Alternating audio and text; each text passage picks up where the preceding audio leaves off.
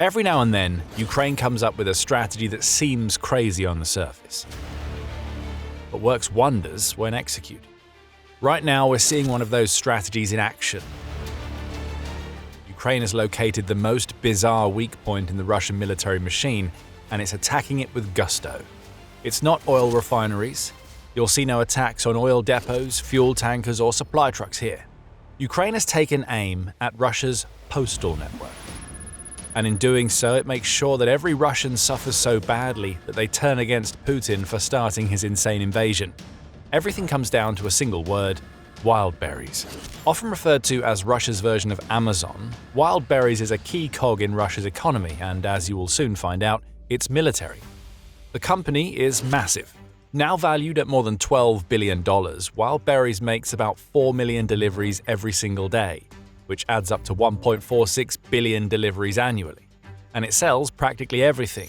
Scores of Russia's small businesses rely on Wild Berries being up and running so they can operate. Beyond that, the company is one of the few in Russia that can get its hands on products that are supposed to be sanctioned, including items offered by major brands, drones, and certain components that just so happen to have military applications. The average Russian just sees their version of Amazon. Ukraine saw a target. And over the last few days, Ukraine has taken aim at Wild Berries with repeated drone strikes that have burned the company's warehouses to the ground. Over the weekend, beginning July 18th, Ukraine struck the Wild Berries warehouse in Elektrostal, which is only a handful of kilometers away from Moscow. The warehouse burned. A follow-up strike in Kotovsk, which is in Russia's Tambov region, around 400 kilometers from Ukraine's border, took out a second warehouse. Casualties were recorded. Russia claims more than 80 injured and 8 dead in these initial strikes, and social media footage showed both of the warehouses practically destroyed, the Washington Post reports. Ukraine didn't stop. On July 22nd, Euromaidan Press reported that Ukraine had also struck the Wild Berries warehouse in Krasnodar, where up to 30 explosions were heard at a facility that is believed to be the fourth largest warehouse that the company operates. Footage from the attack shows the same result as those that came before it. Massive fires raging and foreboding black pillars of smoke rising kilometers into the sky. In Nevonomysk, which is in the Stavropol Krai region, another Wild Berries facility felt the force of Ukraine's drones. Ranking as the sixth largest in the company's network, that warehouse is also aflame. The footage proves it. There are others. Just a day or two before these latest strikes, Ukraine had also taken aim at the Yuzhnya Vrata logistics park in Domodedovo. That's another complex that Wild Berries uses.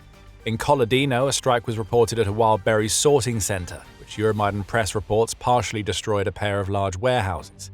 This time, Wild Berries denied that any serious damage had occurred, and that seems to be backed by open-source intelligence, which failed to confirm a fire at the site.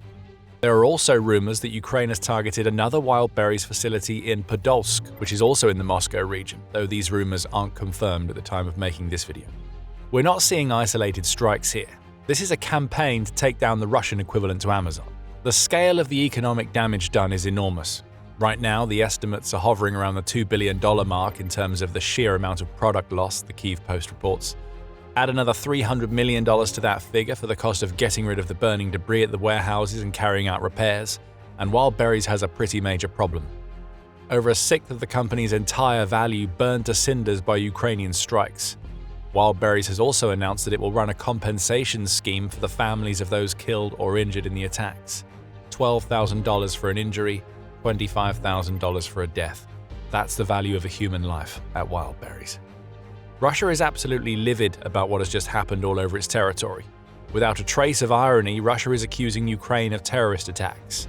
In Tambov, regional governor Yevgeny Pavushov said that the destruction of the Wild Berries warehouse in that territory was the largest and most inhumane terrorist attack on our region. Grigory Karasin, who is the chairman of the Russian Federation Council's Committee on International Affairs, said, "Various words and epithets come to mind when evaluating such acts. I will confine myself to one: disgrace," adding, "I am confident that our response will be both prompt and resolute." Perhaps you think that these men have a point. After all, Wild Berries appears to be a civilian business with a consumer focus. People working in its warehouses aren't soldiers, they're everyday Russians just trying to do their jobs. There is certainly some aspect of a moral grey area in Ukraine's latest strikes. At least that's how it looks on the surface. But the true story of wild berries and the reasons behind why Ukraine carried out its latest series of strikes is much more complicated than that. This isn't a tale of Ukraine striking Russia's version of Amazon. It's a story of revenge, shadowy dealings in military hardware, economic pain, and psychological pressure, all of which combine to show us the reality of the wild berries whacking. We'll start with the revenge, and here we see Russia's hypocrisy. As governors and higher-ups scream terrorism and act as though what Ukraine has just done is somehow unprecedented in 4.5 years of fighting, they all conveniently ignore the fact that Russia has been carrying out attacks just like these almost from the moment that Putin realized that his so-called special military operation wasn't going to be the walk in the park that he'd sold to the Russian people. As the Kyiv Post points out, Russia has made attacking civilian facilities, especially those focused on logistics, a key part of its strategy during the invasion. Hundreds of thousands of square meters of logistics facilities have been destroyed. Hundreds of thousands of tons of humanitarian aid, medicines, books, food supplies, and millions of goods and parcels have been lost, the outlet declares. It also points out that Russia has actively tried to cripple Ukraine's private and public postal services. Over 400 Ukrainian postal vehicles have been destroyed, along with several hundred branches of the country's national post service. Private carriers haven't been spared.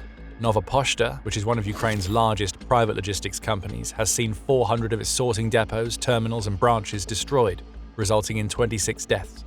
In fact, Russia destroyed the company's largest sorting terminal in Kyiv just a month or so before Ukraine took aim at wild berries. Russia has also taken aim at shopping and distribution centers run by companies including Epicenter, grocery retailer ATB, the Silpo supermarket chain, and the Fozzy Cash and Carry company. In the past year alone, over 500,000 square meters of Ukrainian warehouses and postal terminals have been devastated by Russian strikes, the Kyiv Post adds. So when Russia cries terrorism, Ukraine's response will be look in the mirror. It's Russia that set the standard when it comes to attacking privately held logistical facilities. It's Russia that first made claims that it was conducting these strikes to take out military hardware and prevent Ukraine from gaining access to sanctioned goods. Ukraine will simply see what it's doing to wild berries now as long overdue revenge for what Russia has been doing for over 4 years. As Ruslan Leviev, who is a military analyst at the conflict intelligence team, tells the Washington Post, "We see here this is self-sustaining spiral of vengeance. You hit our shadow tankers, we will hit your dry cargo ships in Odessa. You hit our oil refineries, we hit your gas stations." This is just the latest evolution of that tit-for-tat style of warfare. Ukraine has just told Russia that if it wants to start a fight involving domestic logistics, Ukraine is willing to end that fight. But still, this doesn't quite confront the question of the moral grey area that we mentioned. Revenge is deserved, Ukraine will say, but still wild berries is ostensibly a civilian enterprise. Ukraine choosing to target it could give rise to claims that the country has betrayed its own approach of only taking on military targets. Only we haven't revealed the full story yet. Wild berries is a military target, and a far larger one than Russia wants to admit, as it tries to paint Ukraine as the villain of this piece. What we're about to tell you changes everything. Ukraine has exposed the unexpected weak points in Russia's entire military strategy with these attacks. However, before we go on, this is a reminder that you're watching The Military Show. We bring you the full picture, not just the headlines. If you like what you see, make sure you subscribe and enable notifications so our videos become a regular fixture in your feed. Here's the reality behind wild berries. The company has been a vital cog in the Russian war machine ever since Putin launched his invasion. A quick visit to the company's e-commerce portal is enough to prove that. You're not going to find artillery and missiles being sold by wild berries, of course. But what you will find is a huge selection of what are often called dual-use goods. In other words, products that can feasibly be sold to civilians but have obvious military applications. Drones are all over wild. As the Kyiv Post points out, a quick search for the word drone returns page upon page of Mavic 3 and Mavic 4 drones, among many others that are widely used on the battlefields as the frames for the FPV drones that are flying all over the front. Speaking of these types of drones, wild berries actively advertises many of the UAVs on its platform as FPV drones, basically declaring that these drones would be ideal for a soldier who wants to try to kill a Ukrainian enemy on the battlefield. Other components are more sneakily hidden, but they're there if you look hard enough, the Kyiv Post reveals. A search in seemingly benign categories such as electronics or auto parts will reveal payload retention systems and bomb release mechanisms that can be strapped onto drones. There are even drones in the children's section of the online portal. And if you head into the clothing section, it won't take you long before you find tactical gear that can be used by soldiers. All of this gear is supposed to be provided by Russia's military, of course, but it often isn't. There are many stories of Russian soldiers crowdfunding for equipment dating back to a December 2022 CNN report revealing that Russian people were buying body armor and boots for Putin's ill-equipped soldiers. Where do you think these products come from? Companies like Wildberries. So when Russia tries to claim that Wildberries is a civilian company that should never be subjected to the types of attacks that Ukraine has just carried out, it's purposefully obscuring the fact that the supposed Amazon of Russia is actually just as much a part of the military supply chain as the defense companies into which the Kremlin is pouring billions. What we're really seeing is a common Russian strategy coming back to bite it on the behind. Russia has made the blurring of the lines between civilian and military logistics an art form, both so that it's harder for Ukraine to pick out targets and so that Russian higher-ups who are fully aware of their country's own attacks against Ukraine's civilian infrastructure can clutch their pearls and claim terrorism. But the reality is that every Wildberries warehouse that now burns was packed with equipment that could be used by the Russian military. Now that equipment is destroyed. That's the Russian weak point. A shady logistics network that relied on civilians buying dual-use products to be sent to the front had just been destroyed. Or should we say that's one weak point? There is another. The destruction of Wildberries warehouses has a devastating impact on small Russian businesses that relied on this massive company to provide the stock that they need to sell to their customers. Wildberries is a company with an annual turnover of up to $35 billion, which means it alone counts for over 10% of all domestic trade in Russia, the Kyiv Post says. Wildberries alone controls more than 40% of Russia's retail market, and it's a key part of the supply chain for thousands of Russian businesses. Many entrepreneurs use Wildberries in the same way that small business owners use Amazon's Fulfilled by Amazon service. They buy stock, store it in Wildberries warehouses, and then sell that stock via the Wildberries platform. Many of Russia's business owners have just seen their entire stock go up in flames, and they are spiraling, especially after Wildberries announced that it isn't going to offer compensation to a single customer who has lost stock in Ukraine's attacks. Years of work and millions of dollars of product have just evaporated for many of these small business owners. That's it, guys. Many people will wake up bankrupt today because the warehouse in Krasnodar has burned down. It's still burning. Friends from Krasnodar say it's completely What should we do? We don't know. The Kyiv Post reports one of these business owners as saying.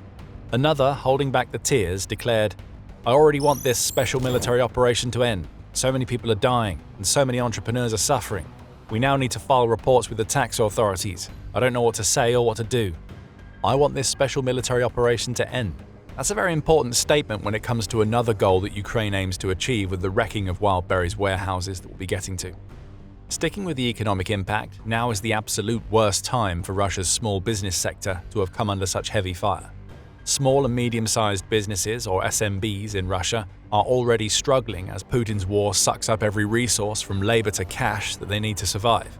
On May 15th, the Moscow Times reported that 209,000 SMBs had been liquidated in Russia during the first quarter of 2026, which was a 9% increase over the figure from the previous year. Retail was one of the most heavily impacted sectors, which is right where those who used Wildberries for their business endeavors fall. High interest rates, tax burdens, and falling demand from consumers were all credited as reasons for these business failures. Russia's SMB owners were already paying the price for Putin's war. Inflation has skyrocketed in the country, and the ruble is one of the world's most volatile currencies, as every decision that Putin makes can send its value up or down. Sanctions are biting down hard on these businesses, and many in Russia believe that the civilian economy has been left in the dust as Russia's military spending rises to 8% of the country's gross domestic product. Throw huge Wildberries facilities being destroyed into this terrible mix and you get more pain heaped onto Russian SMBs and, by extension, a Russian economy that is already collapsing under the weight of the Ukraine invasion. A wave of fall bankruptcies is already being projected by the head of the Russian Union of Industrialists and Entrepreneurs, Alexander Shokin. The new Voice of Ukraine reports as he reacted to news that the central bank was keeping the Russian base rate at 14.25%. That wave of bankruptcies is now practically guaranteed. Untold hundreds, likely even thousands of SMBs have just watched their stock burn in Wildberries warehouses, and we're willing to bet that more strikes will be coming. And that brings us to the final reason why Ukraine struck the Wildberries facilities. Psychological pressure placed on the people that will inevitably be transferred to Putin. Ever since he started his war, Putin has tried to convince the Russian people that they have nothing to worry about. The fighting is taking place hundreds and hundreds of kilometers away, he would tell them. It will be a battle fought on their TVs, not on their land. All they needed to do was hold tight and let the Russian military do what it supposedly does best. We've since found out that what Russia does best is fail to achieve its military goals, and Ukraine has become a long-range behemoth over the last 4.5 years. The destruction of Wildberry's warehouses may be the most devastating reminder in years to a war-weary Russian people that the fight Putin started has come to their doorsteps. There is no hiding this for the Kremlin. Millions of Russians will be affected by these warehouses being destroyed. People who were fine yesterday will wake up bankrupt today. And all of this is part of Ukraine's plan to create so much anger against Putin among his own people that they will push him to end the war. Do you remember that pained exclamation by the Wildberries customer who just wants the special military operation to end? That's exactly what Ukraine wants to achieve. That sentiment, that mood. Make it all dark and Putin will pay the price. As Andrei Pivovarov, who is a Russian activist living in exile, says, the main effect of these attacks is psychological. When Moscow and the Moscow region see a huge plume of smoke rising over major logistics hubs known to millions of people, it makes a much stronger impression than dry reports, especially when it becomes clear that such attacks cannot be prevented. Putin is already feeling the pressure. In a June 19th piece, Pravda reported that internal opinion polls conducted inside Russia reveal that over 60% of Russians are now tired of Putin's seemingly never-ending war. They don't want it anymore. They just want life to go back to normal. Putin's approval ratings are also plummeting. The same outlet reported on July 17th that Putin's approval rating has dropped to 66%, in the fastest decline seen since the beginning of the invasion. Don't be fooled by this being a number that most leaders in democratic nations will be very happy to see. Putin is an autocrat. Public opinion is supposed to be so well controlled in Russia that nobody says a bad word about him, yet a third of Russians are outwardly claiming to be unhappy with their leader. There are likely many more who feel the same but don't yet have the confidence to express their feelings publicly. The attacks on Wildberry's warehouses feed into this rising tide of anger toward Putin. Russia will blame Ukraine. It will weave its narrative of terrorism, but it won't mean much to the business owners going bankrupt or the soldiers on the front lines who no longer receive equipment because it can't be bought for them by the people back home. What we see here is an evolution in Ukraine's deep strike strategy. The oil facilities and military bases will still be hit. Several were on the same days that the Wildberries warehouses burned. But Ukraine has just added a new type of target to its list. Russia's strategy following the failure of its initial invasion has been to outlast Ukraine, while maintaining the domestic stability needed to support Putin's invasion. The latter is now under serious threat, and the former is still a long way away, especially as NATO has promised $80 billion to Ukraine over the next couple of years. So Wildberries is about much more than striking a blow against one of Russia's biggest private businesses. The warehouses on fire affect everything that keeps the war machine ticking, and Putin is now feeling the heat from the flames. With these Wildberries attacks, Ukraine has proven that it constantly evolves its approach to taking on Russia. A very different, though equally noteworthy evolution just happened on the shores of Crimea. Ukrainian combat divers just pulled off a strike worthy of a movie, and they did it in a way that we've never seen before. If you want to find out more, we have a video covering what we know about the strike and what it could mean for the future of the annexed peninsula. And if you enjoyed this video, remember to hit subscribe so you don't miss our coverage of the next genius move that Ukraine pulls. And thank you for watching.